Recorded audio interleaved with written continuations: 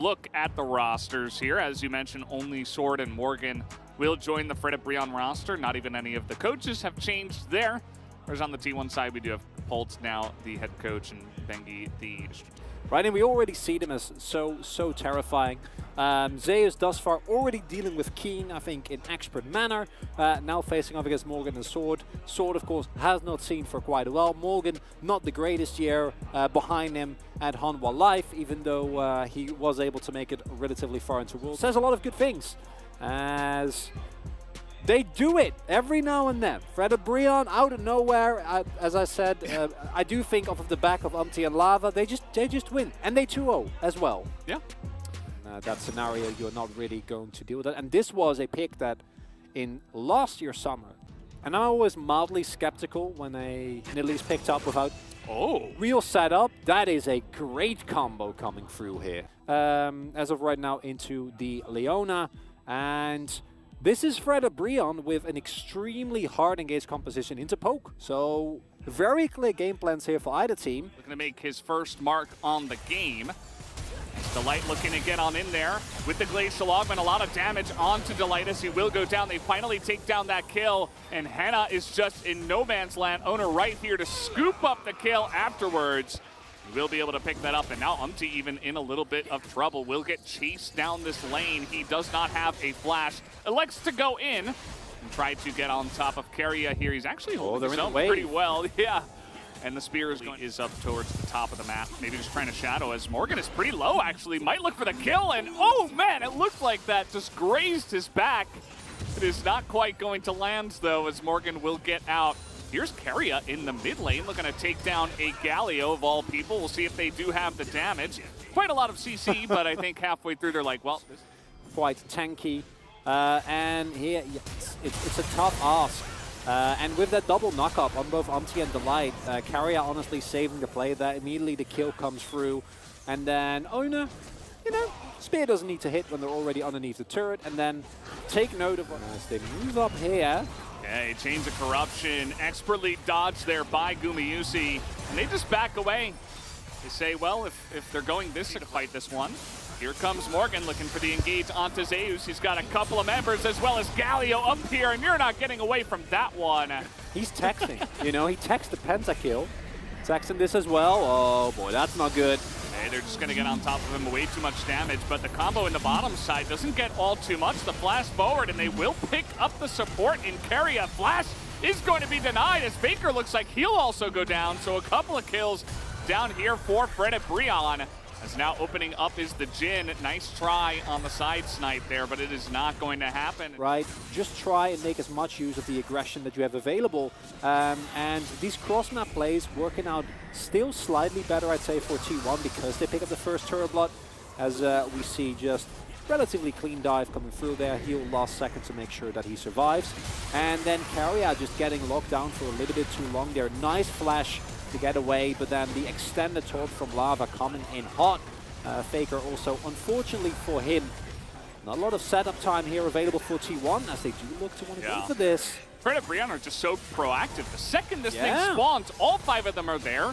They group up, they set up a barricade, they set up vision, and they do not allow T1 to go into it. And of course T1 are like, well, we don't want to team fight you right now. It's going to have so much room. It will be very difficult for T1 to get backline access. Here comes Morgan. Okay. He's like, I'm just going to kill you. I've got Galio. And he instantly blows up, as does the Jace, nearly at the same time. Operation Owner. Yeah, this is a Nidalee behind enemy lines. Actually gets stunned up perfectly there by Delight. He's going to pop his stopwatch as he is going to also flash.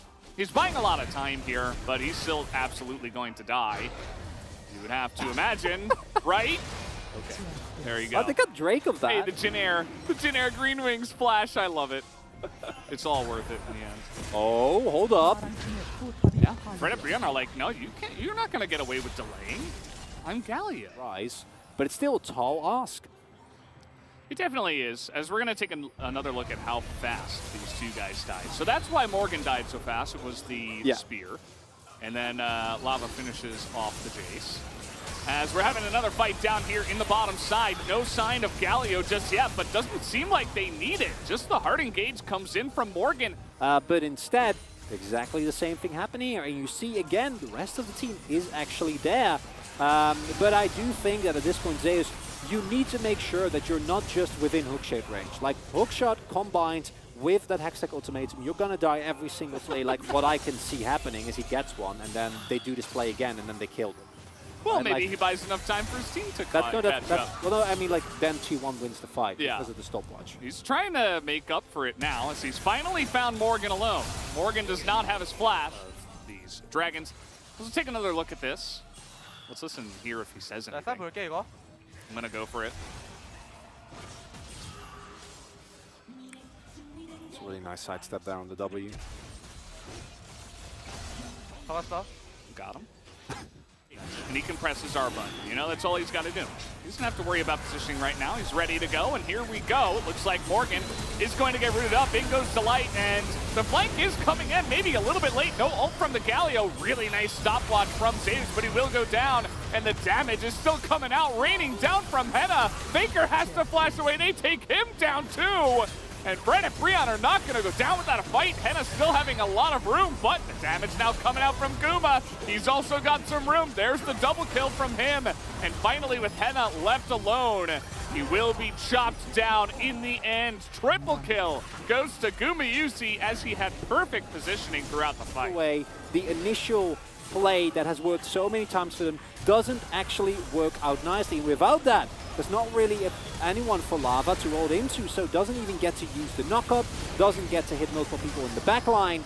And then Henna actually able to get a lot done, completely safe here. And then up until this point, you're like, wait, hold up, Faker is down, Gumayushi is half health, but then the turnaround here from Owner combined with Gumayushi with the fourth shot. Absolutely beautiful. Chariot around. Too. Yeah, I mean, everyone. He actually peeled perfectly. You know, I was talking about how Rakan is not exactly the best peeler, but oh wow, he just secured second place in total assists in the LCK. He just passed Score, who was coaching earlier tonight, by 1 assist. Congratulations to Faker. Oh. You're only, what is it? Like 600, a little bit less, 580. 587. The entire topside jungle is completely covered. As the teleport ward comes in. We have a teleport, we have a flank coming in, but where is he? Where is Morgan? Okay, finally he's here, as now he's going to get over the wall, and look at this, the flank actually eventually comes online.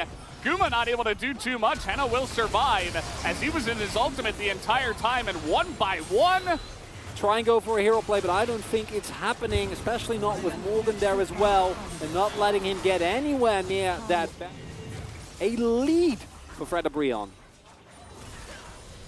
Wow. This is what happens when you have a poke comp that's all kind of all by themselves, and then they group up against the massive amount of engage that Fred and Breon have. It doesn't matter what the gold lead is. If that's your positioning, you're not going to win. And here again, the key thing that we just have to continue. Okay, let's not give it to them just yet. They do have a lot of damage. Yeah, that's what I'm saying. I don't even, I mean, I thought they had a lot of damage. Lava. They don't really. Lava's getting very caught out here. He does have the Zhonya's ready to go. He's going to get rooted, and down he will go. Hextech Soul will go the way of Fred and Breon, as there's the damage. This is what I was talking about, Maris with this soul. Try to force a mistake right now from Fred and Breon. Try to let them go into you. Try to bait them, because once Lava is back, you don't have to back off, and it looked like Fred and Breon, they're not taking the bait just yet. There's just not enough time. Buff as well as the money. They're feeling not so bad. Here's where Lava does get caught out just a bit. Nice block by Keria, of course. Yeah, and Lava here. The rest of his team not really in a position to help him at all. Wanting to try and... Oh boy, there's a teleport, but this is risky. Teleport as the Jace. Okay, he's already in here, so he's able to cut that off very quickly. He doesn't waste too much time. The poke not going to land as Keria trying to get that engage onto Morgan, but no beans just yet. Okay, there's the root. They're actually getting a lot of damage onto Morgan here. Into a stalemate that they're definitely going to lose. Faker not that close by. Flank trying to be found there from Morgan. Yeah, they do have that flank. Owner will go in. That is a massive Galio ultimate. Gets 3 of them, and into the backline they go. Gumayusi is getting targeted down, and down he will go in his GA. And there's just nothing left here for T1. They get hard engaged upon, and Fred Brion will take it to them here in game number 1. Unbelievable. Fred and Brion. We called them the Giant Slayers. And what's a better way to start off your split than going up 1-0 against T1?